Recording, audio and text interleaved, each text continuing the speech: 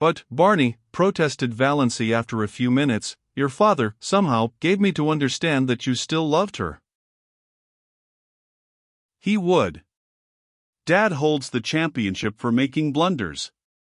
If there's a thing that's better left unsaid, you can trust him to say it. But he isn't a bad old soul, Valancy. You'll like him. I do, now. And his money isn't tainted money. He made it honestly.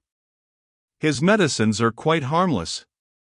Even his purple pills do people whole heaps of good when they believe in them.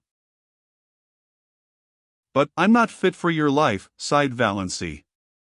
I'm not clever or well-educated or. My life is in Mistawi's and all the wild places of the world. I'm not going to ask you to live the life of a society woman.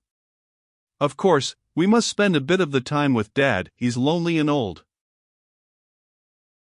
But not in that big house of his, pleaded Valancy. I can't live in a palace. Can't come down to that after your blue castle, grinned Barney.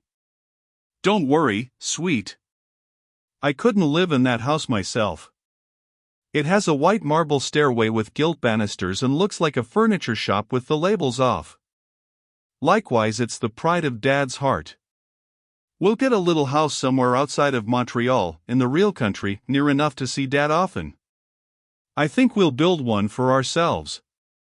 A house you build for yourself is so much nicer than a hand-me-down.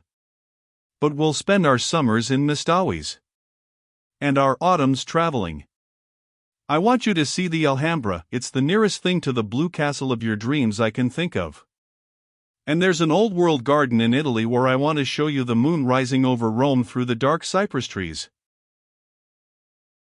Will that be any lovelier than the moon rising over Mistawi's? Not lovelier. But a different kind of loveliness. There are so many kinds of loveliness. Valancy, before this year you've spent all your life in ugliness. You know nothing of the beauty of the world. We'll climb mountains, hunt for treasures in the bazaars of Samarkand, search out the magic of East and West, run hand in hand to the rim of the world. I want to show you it all, see it again through your eyes. Girl, there are a million things I want to show you, do with you, say to you. It will take a lifetime. And we must see about that picture by Tierney, after all. Will you promise me one thing? Asked Valancy solemnly. Anything, said Barney recklessly. Only one thing.